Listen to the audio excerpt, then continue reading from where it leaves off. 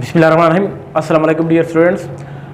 आल दो कि मैंने कल बताया था कि हम टिश्यू कल्चर की टेक्निक पढ़ेंगे, लेकिन आज की जो वीडियो है वो थोड़ी सी शॉर्ट है क्योंकि हमारे कुछ इन्वॉल्वमेंट्स है जो मुझे जाना है। तो शॉर्ट वीडियो के लिए मैंने आज टेक्निक जो है वो भी शॉर्ट रखी है ताकि उसको हम 10-15 मिनट में कंप्लीट कर सकें।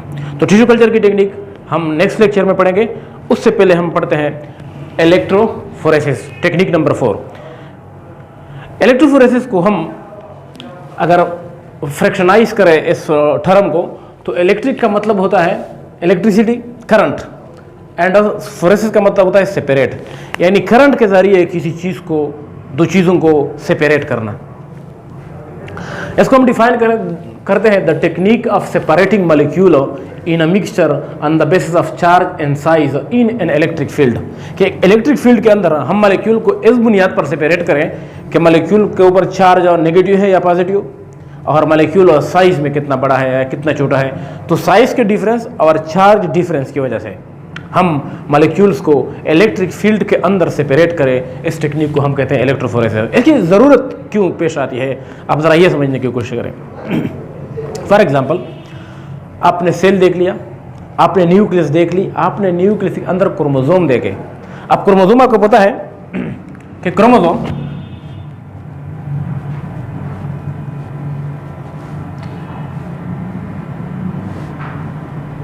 बने होते हैं किस चीज से? DNA and protein. Mainly chromosome के अंदर ये दो कंपोनेंट होते हैं, डीएनए एंड प्रोटीन।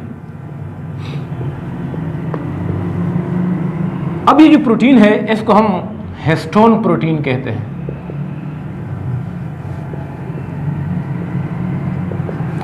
और इन हिस्टोन प्रोटीन पर चूंकि इनमें बेसिक अमीनो एसिड ज़्यादा होते हैं, जैसे कि लाइसिन हुआ, जैसे कि हिस्टिडीन हुआ, जैसे कि अर्जिनिन हुआ, तो ये अमीनो एसिड ज़्यादा होता है, तो इन हिस्टोन प्रोटीन में पॉजिटिव चार्ज आता है। और डीएनए में चूंकि फॉस्फेट ग्रुप होता है, तो फॉस्फेट ग्रुप की वजह से डीएनए और आरएनए पर नेगेटिव चार्ज होता है। तो डीएनए और आरएनए नेगेटिव चार्ज मॉलिक्यूल है, नेगेटिव चार्ज मॉलिक्यूल है, नेगेटिवली चार्ज मॉलिक्यूल। डीएनए को हम डीऑक्सीराइबोन्यूक्लिक एसिड इसीलिए कहते हैं कि इस पर नेगेटिव चार्ज आता है। एसिड को हम केमिस्ट्री के अंदर डिफाइन करते हैं कि those chemical substances that bear negative charge. तो डीएनए पर भी नेगेटिव चार्ज आ रहा है, तो इसलिए हम कहते हैं कि ये एसिडिक इन नेचर है, नेगेटिव चार्ज। और क्रोमोसोम के अंदर जो प्रोटीन है उस पर पॉजिटिव चार्ज है। तो इन दोनों की इलेक्ट्रोस्टैटिक इंटरेक्शन की वजह से क्रोमोसोम का वजूद कायम है। आपने सेल देख लिया, न्यूक्लियस देख लिया, उस न्यूक्लियस के अंदर आपने क्रोमोसोम देखे। अब आप चाहते हैं कि मैं क्रोमोसोम के जो दो कंपोनेंट है डीएनए और प्रोटीन, इनको सेपरेट करूं। तो इससे ये सेपरेशन आप चार्ज की बुनियाद पर करेंगे, और ये दो मॉलिक्यूल आपस में सेपरेट होंगे अगर आप इसको इलेक्ट्रिक करंट सप्लाई करोगे, इसको इलेक्ट्रिक फील्ड के अंदर लेके जाओगे। और इस डीएनए और प्रोटीन को हम जिस टेक्निक से सेपरेट करते हैं उस टेक्निक का नाम है इलेक्ट्रोफोरेसिस। ये मैं जैसे एग्जाम्पल दे रहा हूँ, इस टेक्निक से आप डीएनए और प्रोटीन को नहीं और भी बहुत सारे मॉलिक्यूल को सेपरेट कर सकते हो। लेकिन हमारे पास सबसे प्रोमिनेंट एग्जांपल जो है बायोलॉजी के अंदर दो चार्ज मॉलिक्यूल, तो वो प्रोटीन और डीएनए जो क्रोमोसोम के अंदर मौजूद है। तो आपने सेल को डिस्ट्रॉय किया, न्यूक्लियस को डिस्ट्रॉय किया, क्रोमोसोम को डिस्ट्रॉय किया और क्रोमोसोम का एक मिक्सचर बनाया। और उस मिक्सचर में जाहिर सी बात है कि डीएनए और प्रोटीन होंगे। तो आपके पास ये एक मिक्सचर है,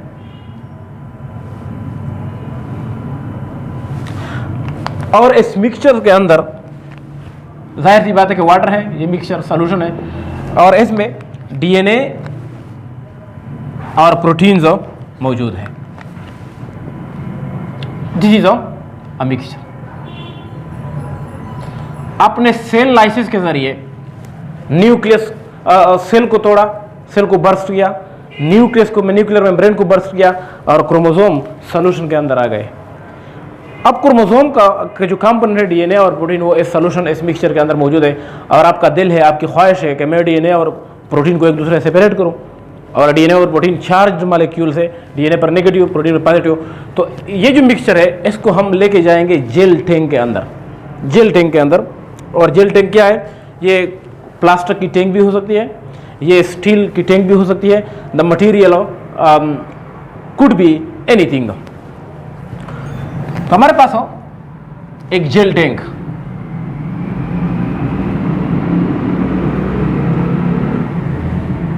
जो यूजुअली रेक्टेंगुलर होता है।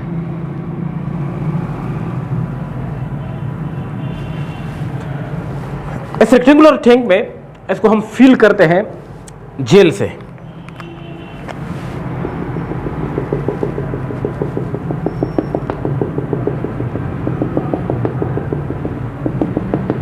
और ये यूजुअली ये जेल जो हम इस्तेमाल करते हैं, इस जेल का नाम होता है एगारोस जेल। ये जेल टैंक हुआ और ये इसके अंदर हुआ एगारोस जेल। पहले आप ये समझने की कोशिश करें कि जेल और एगारोस जेल है क्या। जेल तो केमिस्ट्री के अंदर या फिजिक्स के अंदर कोई भी सेमी सॉलिड मटेरियल जो यूजुअली ट्रांसपेरेंट हो और सेमी सॉलिड हो, उसको हम जेल कहते हैं।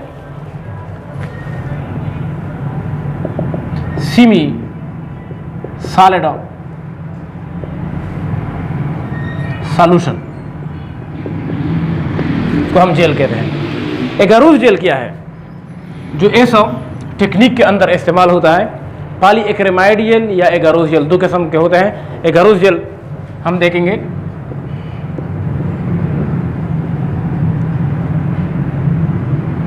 Agarose gel semi solid slab of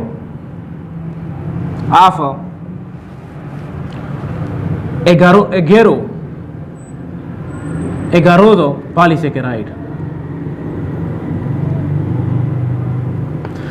agarose basically polysaccharide है, ग्लाइकोप्रोटीन से जो हम एलजी से हासिल करते हैं। रेड एलजी, ब्राउन एलजी, समंदर के अंदर जो प्लांट की तरह के ऑर्गेनिज्म होते हैं जिनको हम एलजी कहते हैं, उनके साइटोप्लाज्म और सेल वॉल में ये मटेरियल मौजूद होता है। ये हम बनाते किस तरह है, क्विकली आप इसको भी ज़रा थोड़ा समझें। एगारोस जेल हम किस तरह बनाते हैं। एगारोस जेल को हम इस तरह से बनाते हैं कि आप एलजी लेते हो फ्रांसी समंदर से, इस एलजी को आप डिस्ट्रॉय करते हो, इसके सेल वॉल का और साइटोप्लाज्म का आप मिक्सचर बनाते हो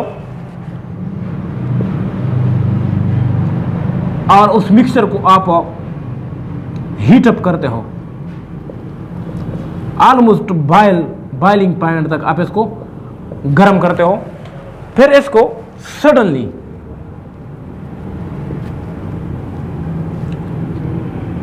cooling down, sudden cooling down आप इसकी करते हो अचानक 0 डिग्री सेंटीग्रेड पर।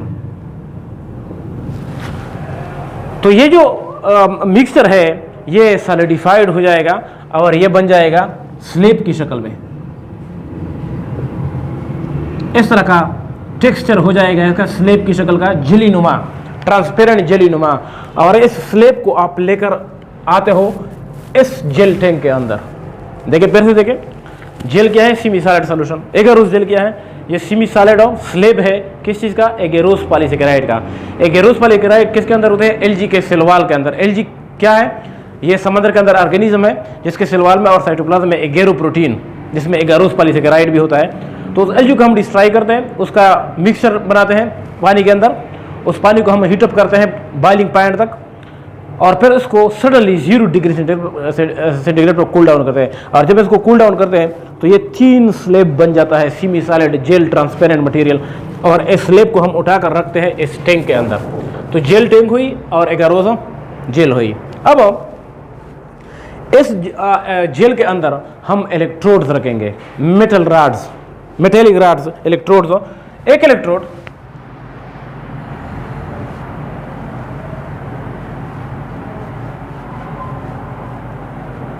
जिसको हम कहते हैं एनोड, जिस पे होगा positive charge, electric field generate करते हैं हम इस जेल के अंदर। और एक इलेक्ट्रोड जो इसके अपोजिट साइड पे होगा उसको हम कहते हैं कैथोड। कैथोड पे नेगेटिव चार्ज होगा। कैथोड और एनोड, ये दो इलेक्ट्रोड। और इसमें नेगेटिव चार्ज इसलिए होगा कि हम इसको कंडक्टर वायर के थ्रू कनेक्ट करते हैं बैटरी के साथ। एक्सपेरिमेंट में आपके पास बैटरी होती है और ये यहाँ से आप कंडक्टर लेकर आते हो और बैटरी के इस पॉजिटिव टर्मिनल के साथ अटैच करते हो, इसको अटैच करते हो नेगेटिव टर्मिनल के साथ। तो इस पर नेगेटिव चार्ज, इस पर पॉजिटिव चार्ज। और ये बैटरी जो हम इस्तेमाल करते हैं ये यूजुअली 6 वोल्ट की बैटरी होती है, छोटी सी बैटरी। जब ये सर्किट जुड़ जाता है तो इस जेल के अंदर इलेक्ट्रिक फील्ड जनरेट हो जाता है। अब हम क्या करेंगे कि ये जो मिक्सचर है इसको हम इस जेल के सेंटर में ऑनडेल देंगे, पोर डाउन करेंगे और ये मिक्सचर यहां पर जमा हो जाएगा, जिस पर में 3 किस्म के मॉलिक्यूल हो सकते हैं on the basis of charge. 3 किस्म क्यों? एक वो मॉलिक्यूल जिन पर पॉजिटिव चार्ज है जैसे प्रोटीन हुए, दूसरे वो मॉलिक्यूल जिन पर नेगेटिव चार्ज है जैसे डीएनए, और तीसरे वो मॉलिक्यूल जिन पर कोई चार्ज है ही नहीं। न्यूट्रल मॉलिक्यूल भी तो हो सकते हैं, न्यूक्लियस है, न्यूक्लियस के अंदर किस्म किस्म के टाइप मुख्तलिफ किस्म के मॉलिक्यूल हो सकते हैं। तो ये जो मिक्सचर है, ये मिक्सचर अब स्लोली एंड ग्रेजुअली सेपरेट होना शुरू हो जाएगा। और सेपरेट किस तरह से होगा कि जो नेगेटिव चार्ज मॉलिक्यूल है यानी डीएनए वो कहां पर जाएंगे? पॉजिटिव की तरफ। Opposite charges attract each other. तो जो डीएनए है जिस पर नेगेटिव चार्ज है वो जाएगा एनोड की तरफ,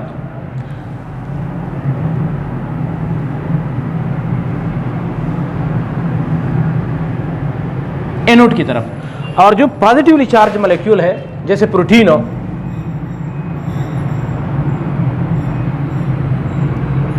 जिन पर पॉजिटिव चार्ज है वो जाएंगे किसकी तरफ? कैथोड की तरफ। कैथोड पर नेगेटिव चार्ज है तो उसकी तरफ पॉजिटिव मॉलिक्यूल जाएंगे, और एनोड पर पॉजिटिव चार्ज है तो उसकी तरफ नेगेटिव मॉलिक्यूल जाएंगे। तो डीएनए जा रहा है इस तरफ और प्रोटीन जा रहे हैं इस तरफ। तो क्रोमोसोम के जो 2 मेन कंपोनेंट है वो इस इलेक्ट्रिक फील्ड के अंदर एक दूसरे से सेपरेट हो रहे हैं। तो आप डिफिनीशन देंगे the technique of separating molecule in a mixture on the basis of charge and size, कि हम चार्ज के बेस पर, नेगेटिव और पॉजिटिव चार्ज के बेस पर मॉलिक्यूल को एक दूसरे से सेपरेट करते हैं। लेकिन यहाँ पर एक दूसरी टर्म भी है, साइज। आप ये डायग्राम जो मैंने बनाया इसको भी देखें कि इलेक्ट्रोफोरेसिस टेक्निक का सिर्फ ये मतलब नहीं है कि इसके जरिए आप पॉजिटिव और नेगेटिव मॉलिक्यूल को सेपरेट कर सकते हो।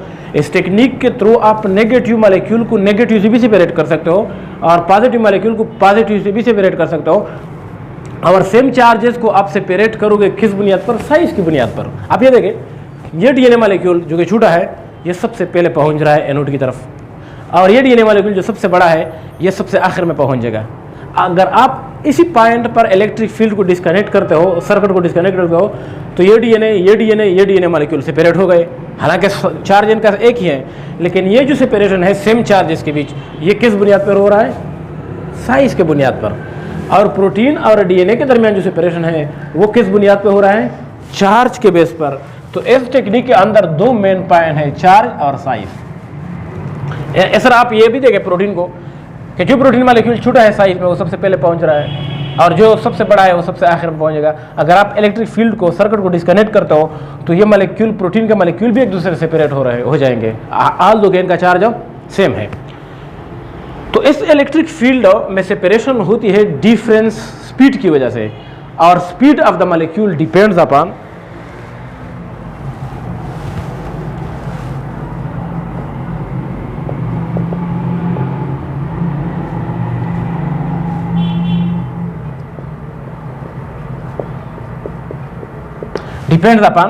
number first factor charge.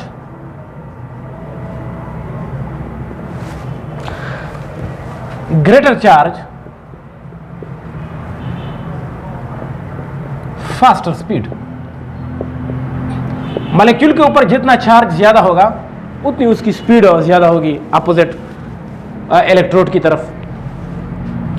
दूसरा जो फैक्टर है that is size. Larger size